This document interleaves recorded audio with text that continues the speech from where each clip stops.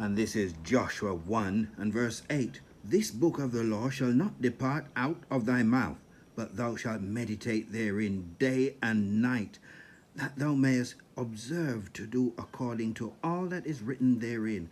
For then thou shalt make thy way prosperous, and then thou shalt have good success.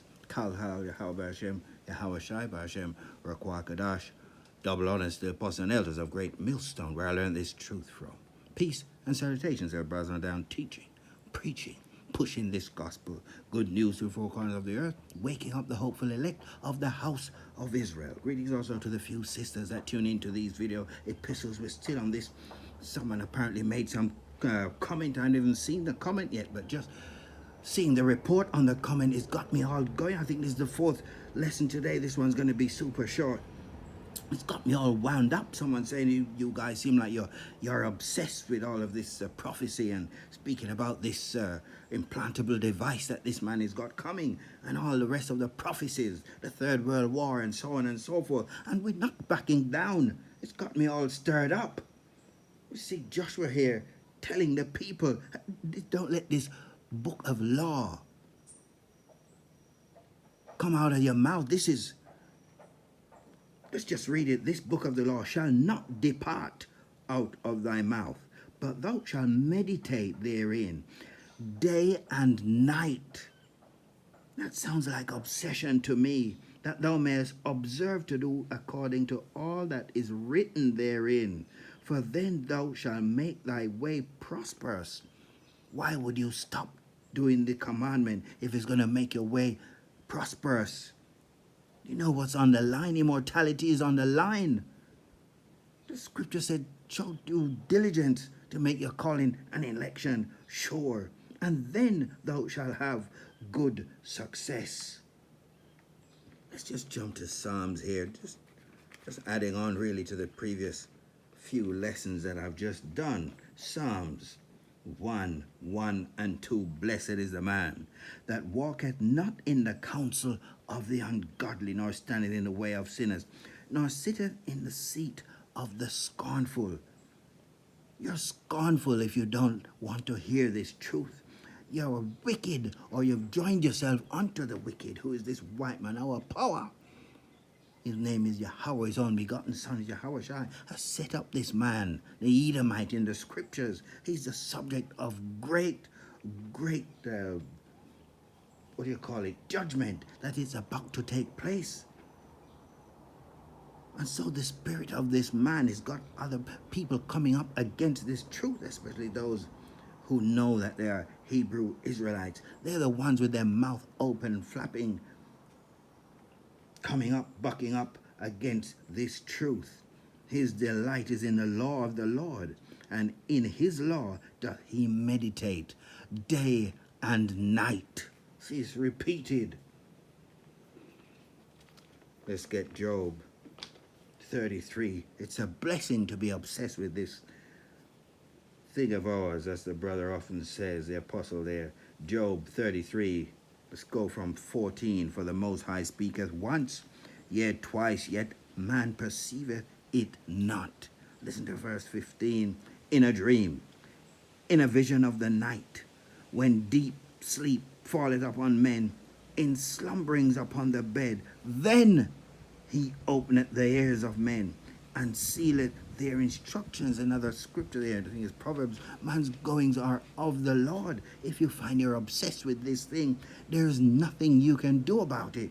So anyone coming up against you, they're out of line. They're following after their father, and we're following after ours.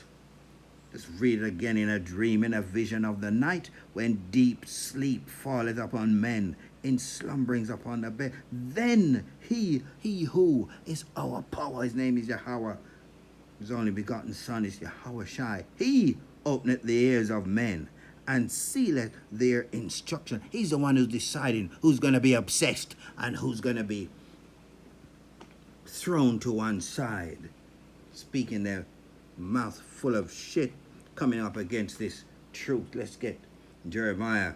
We know his story where the same people came up against him and they tried to take his life on more than one occasion, and he got depressed.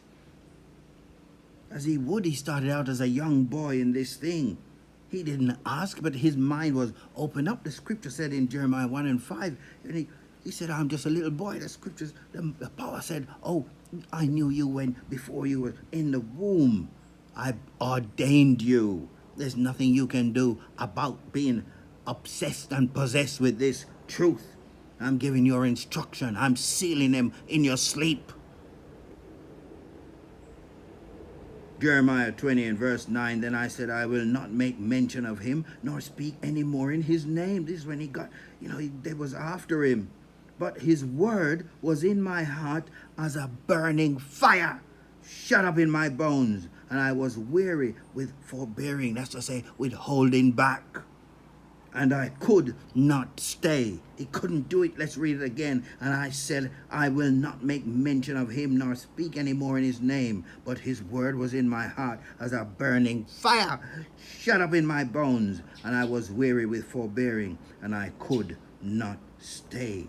It is that when Moses was asking the Most High to put him to death.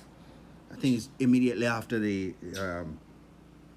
when the children of Israel and Aaron allowed them to build this calf, this golden calf, idol worship. And he was pleading with the Most High if he's going to save the... Actually, let's just... Exodus. Just read one verse. I think it's 32. I was reading it. Where is that? And Moses returned unto the Lord and said, oh, this people have sinned a great sin and have made them gods of gold. Yet now, if thou wilt forgive their sin, and if not, blot me, I pray thee, out of thy book which thou hast written. He was saying, well, take my life then. I think it's more than one time. He said, just do away with me. I can't manage these people. They're too much. The Lord said unto Moses, whosoever hath sinned against me, him will I blot out of my book. Therefore now go, lead the people unto the place of which I have spoken unto thee. Behold, mine angel shall go before thee. Nevertheless, in the day when I visit, I will visit their sin upon them. And the Most High plagued the people because they made the calf which Aaron made. These are the same people who are back in their lot talking bullshit about they want to shut us up.